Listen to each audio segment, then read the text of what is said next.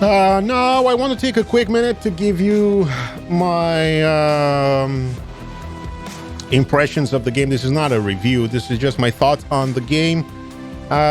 This is not... So for those of you who don't know these games,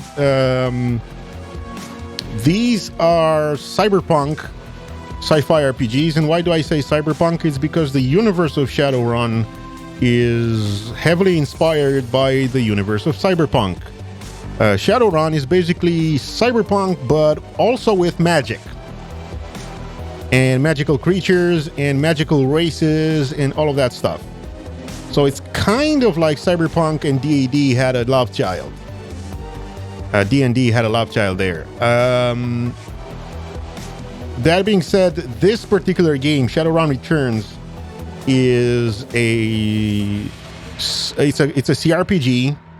So if you've played any CRPG, you'll know exactly what to expect. But it was an indie game. It was funded through Kickstarter, and it was made by a small team. So as a game, it is much smaller in scope and size than, let's say, something like Pillars of Eternity.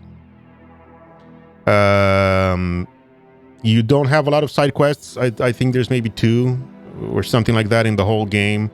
There's not a lot of loot. There's very little loot, and you don't get to like experience all of the equipment and all of the stuff that's available to you in the game, because there's not a lot of ways to make money. So you kind of go through a linear development process for your character. That being said, there are multiple classes, and there are multiple ways you can develop those classes, and there is variety in there. So it is a fun game. It does offer a lot of variety in terms of, like, you know, your character, your class, your abilities, and all of that stuff.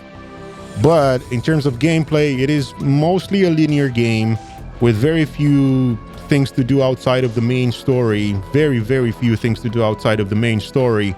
And I personally like it a lot. And personally, you know, my advice is go... Hey, new host. Thank you, GM Shenmue, for the host. I personally like that. I like this game a lot, and I was very much aware of how of what this game is because I had played it before. If there are some things that I would have liked this game to have that it doesn't have, yes, more side quests. I would have liked more side quests, and I would have liked or more ways to earn money, so that I could experiment with some of the equipment and gear and cyber implants that you find in the game. Another thing is that what the game doesn't tell you, and I found out, I made this mistake both times I played the game, and I found out from someone in chat, is don't buy the first cybernetic implants you can afford. Save up money and wait until later in the game and get the higher level cybernetic implants, because cybernetic implants are dependent on your humanity level, and the moment you install a cybernetic implant, you lose humanity, and if you remove the cybernetic implant, you don't get it back. So that means that more advanced cybernetic implants will have a humanity requirement that you will not be able to meet. And so wait on that. Whatever class you play, just wait on that. Otherwise, what would I have liked to see? I would have liked to see more side quests, just because it would have been fun to explore the world a little bit more.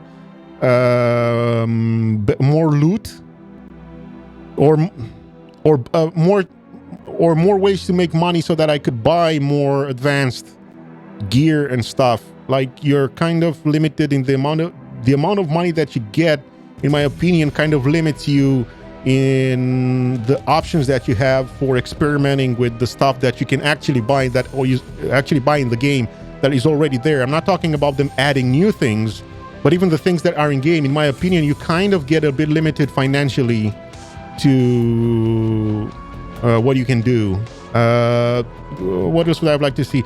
A better party management system. Yes, I know you cannot equip armor and weapons on your party members, which would have been cool. I know it in the other games, maybe you can do it. I think in Dragonfall you can do it, or in Hong Kong, I'm not sure. But in this one, you can't equip weapons and armor on your party members, but you can give them health packs, drone repair kits, grenades, and all of that stuff.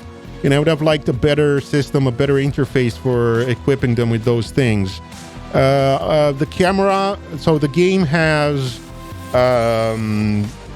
the kind of combat that you see in XCOM with action points and cover and all of that stuff. But what limited a little bit for me is in such a situation is that you cannot turn the camera around.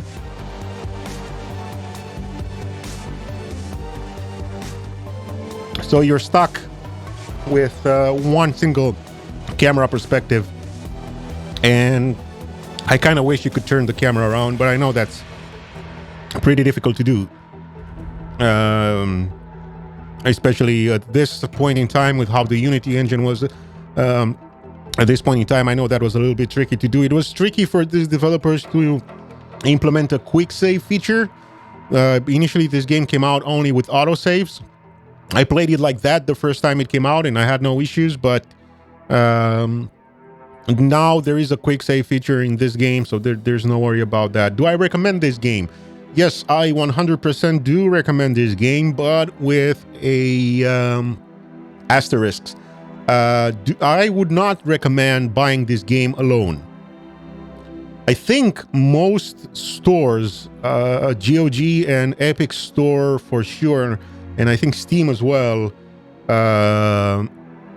sell all three games, so Shadowrun Returns, Shadowrun Dragonfall, and Shadowrun Hong Kong as a bundle. It's called the Shadowrun Trilogy.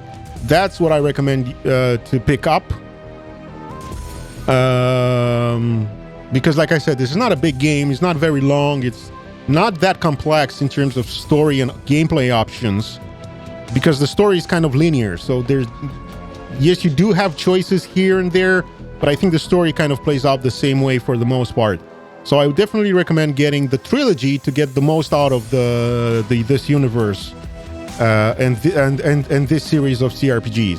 And like I said, if you like CRPGs, yes, this is a more I wouldn't say simple necessarily, but more of a condensed CRPG. It's kind of taken down to like the basic things of a CRPG, and it sticks to those elements.